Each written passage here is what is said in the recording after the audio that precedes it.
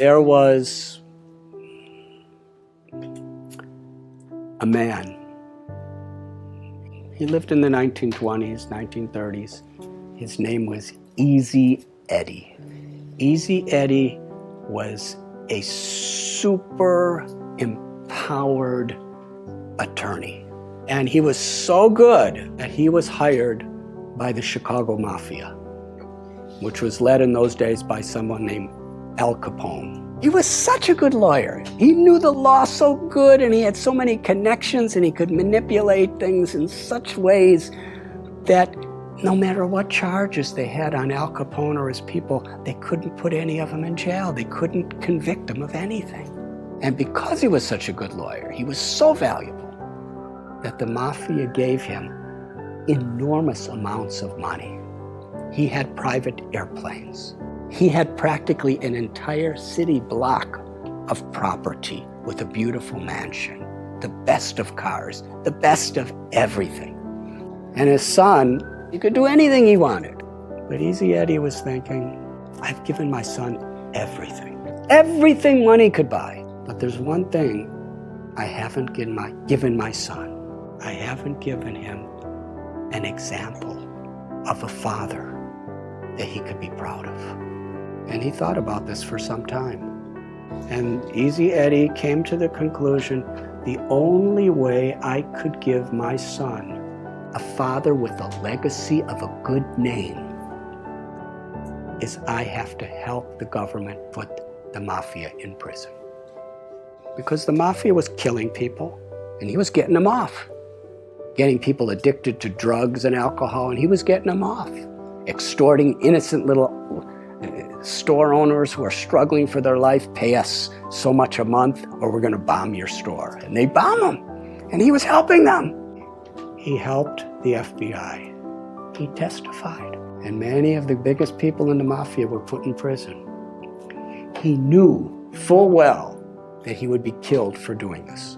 And one day he was riding in his car and another car came by and several people with machine guns filled his body with bullets and he laid on the street dead.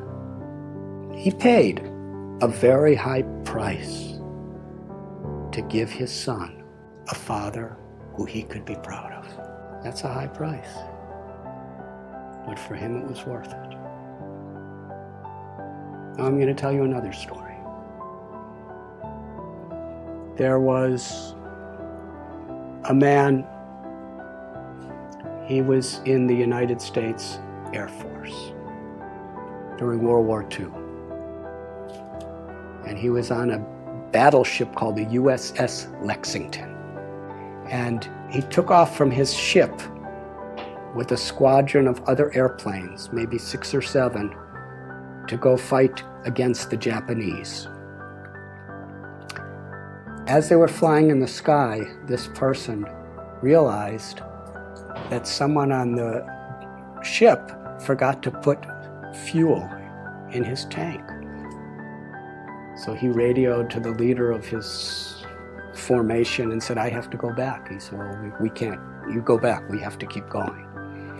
On his way back, he saw about 9 Japanese bombers coming toward the USS Lexington to sink the boat. And there were thousands of people on the boat.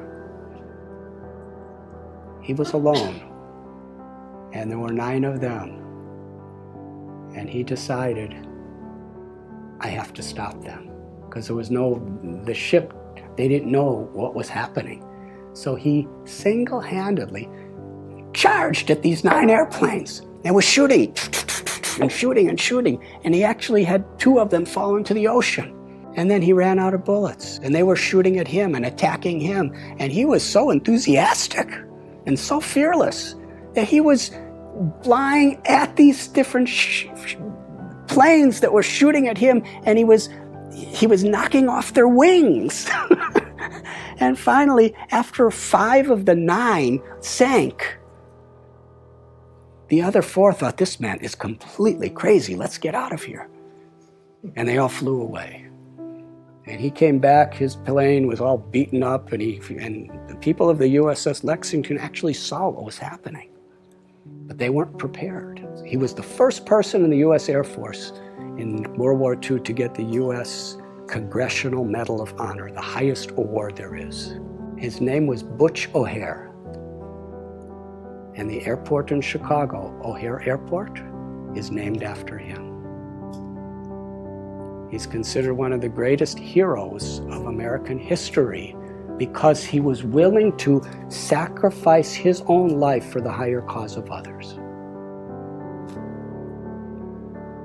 What makes this story so interesting is Butch O'Hara was the son of Easy Eddie. That's a strong foundation. What are we giving our children? I have seen in my life traveling around, I've been wandering around this planet for 63 years now. I've seen people work so hard for money, give it to their children, and then their children fight as enemies to see who gets it. Is that the legacy? Is that fulfilling life? Is that what we want to leave to the world? Our values, our character, the grace and the compassion, the love that flows through us is the greatest contribution we could make to our own life, to God, to our families, and to the world. And when we have those values, and we work and we build that foundation through good company and good practices and good decisions, then we could have a wonderful, fulfilling, meaningful life beyond birth, beyond death. And we could leave that as a legacy for the world.